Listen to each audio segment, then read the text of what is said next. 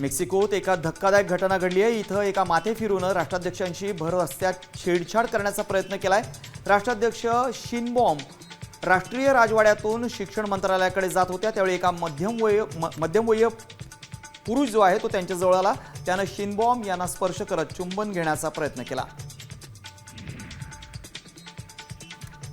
अमेरिकेचे राष्ट्राध्यक्ष Donald Trump white हाऊसच्या ओव्हल ऑफिसमध्ये वजन कमी करण्याच्या औषधांच्या किमती कमी करण्याबाबत महत्त्वपूर्ण कराराची घोषणा करत असताना एक अनपेक्षित घटना घडली।